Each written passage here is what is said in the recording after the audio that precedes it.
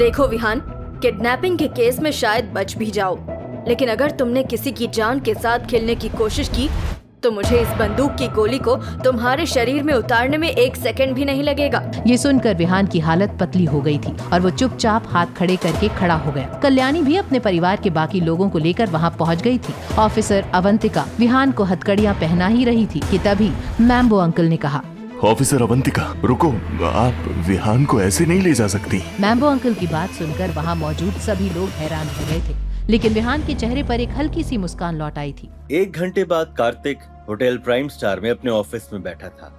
नक्श के ठीक सामने इरफान भाई खड़े थे, जिनके माथे पर पसीना और चेहरे पर डर दिख रहा था।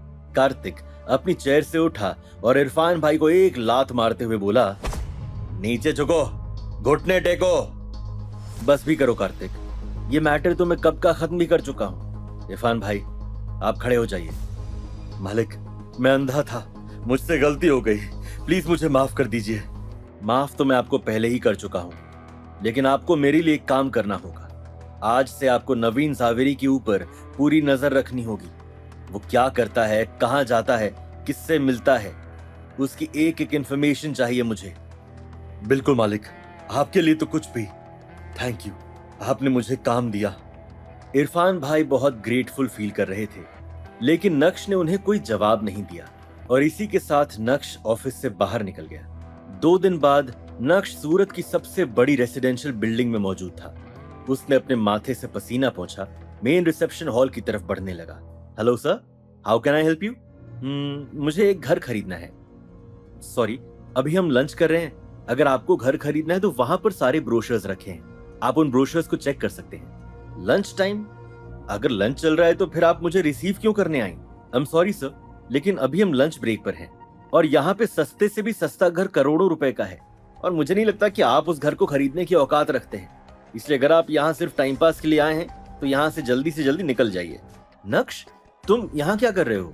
अनिका उसे देखकर एम्बैरेस्ड भी थी और साथ ही साथ सरप्राइज्ड भी। नक्श ने अनिका के सवाल का कोई जवाब नहीं दिया। उसकी नजर तो उस आदमी पर थी जो अनिका के ठीक बाजू में खड़ा था। मुझे तुम्हारी जिंदगी से गए 2 दिन क्या हुए, तुमने तो अपने लिए लौंडे देखना भी शुरू कर दिए। इतना जल्दी कैसे भूल गए मुझे?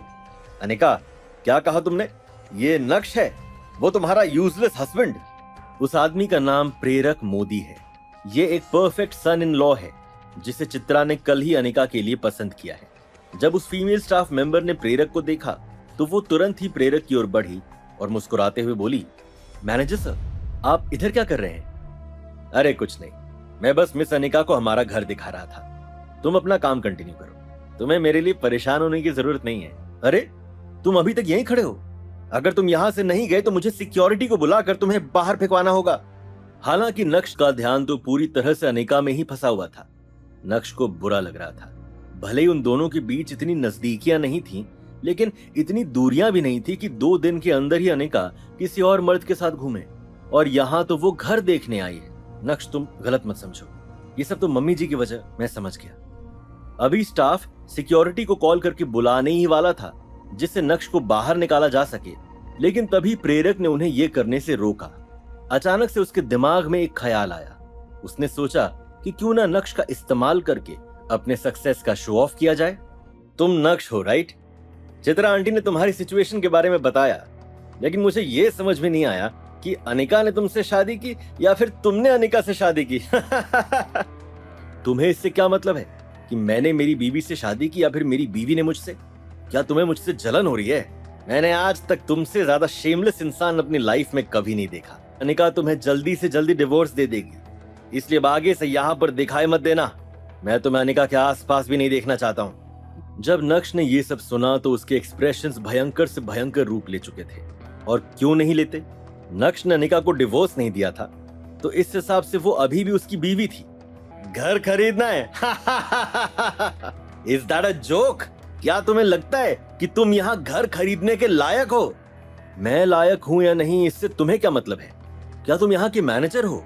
मैं ही यहाँ का मैनेजर हूँ और ये सब कुछ मेरे अंदर ही आता है, तो मुझे इससे बहुत मतलब है, समझे? बहुत बढ़िया।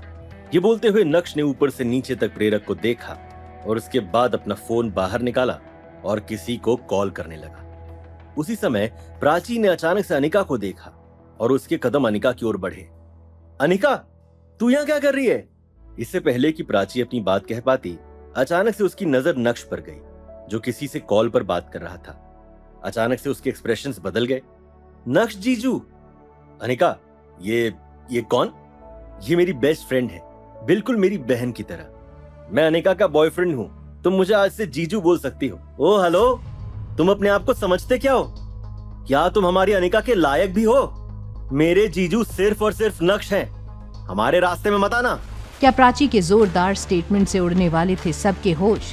प्रेरक की इस गलती के लिए क्या नक्श उतार देगा उसे सड़क पर? कल्याणी और चित्रा के इशारों पर कब तक नाचेगी अनिका? ये जानने के लिए देखिए अगला एपिसोड सिर्फ पॉकेट FM के YouTube चैनल पर, और इंस्टा एम्पायर के सारे एपिसोड्स को सुनने के लिए डिस्क्रिप्शन में दी गई लिंक से डाउनलोड कीजिए पॉकेट FM ऐप।